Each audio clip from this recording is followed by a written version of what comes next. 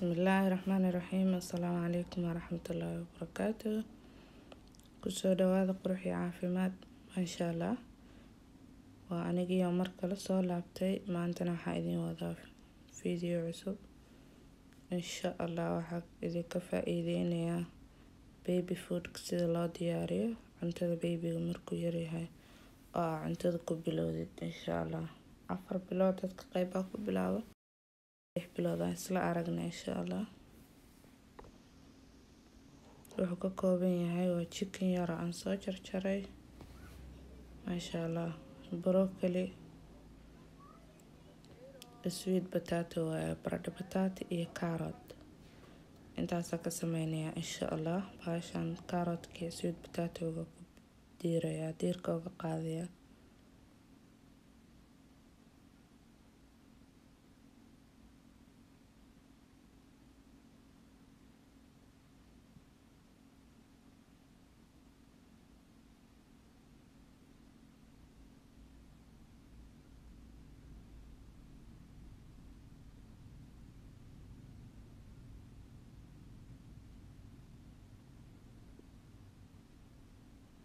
kana soo diyaariyay oo jarjaraya. diirka marka ka qaaday haddana waa sii nadiifiyay mar labaad. hadda waa jarjaraya.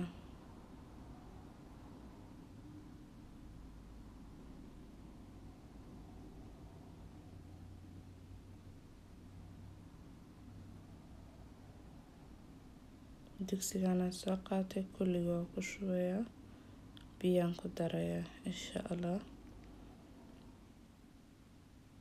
biyo xoogaa la siman ama wax yar ka sareeya dabkan saaray. waa karinayaa ilaa intuu biyaha ka gursanayo inuu jilcaan rabo insha Allah. wax cusbaa kuma darin, liin dhanaan yar aaduu ku shiidaya. hadda waa kan biyo waa gursaday. wax yar oo biyo kale taa ku daraya oo aan ku shiidaya hadhow ku jilcinaya. wax yar waaye ilaa 3 qaado camal aan ku daray saana u jilcay masha Allah.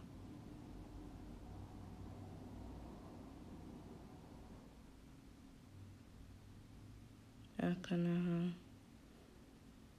chickenka waa burburaya. hadda halkaan ku shiidaya insha Allah.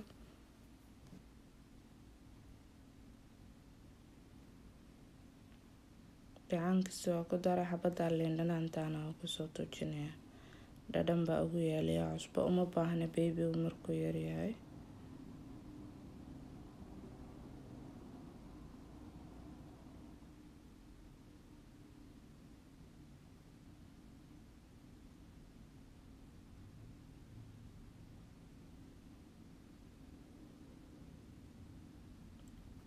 masha Allah. marka asla si fiican u shiidaya smoothie aan ka dhigaya.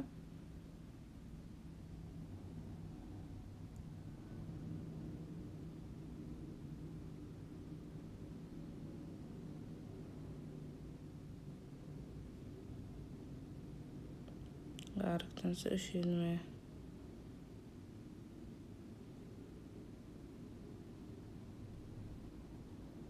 masha Allah. weel yar baa marka ku shubanaysa fridge-ka gashanaysa insha Allah. inta marka 2 bari 3 bari hadba intay ku noqoto. waa important babygu markuu adoo ilaa 6 bilood 7 bilood ku gaaray inaa waxuun hilib ugu diri cuntadiisa lunchiga kale ama cashada aad soo dhexgelisid insha Allah. waxaan filayaa asxaab badan inay ka faa'iideystaan. soo dhawaada.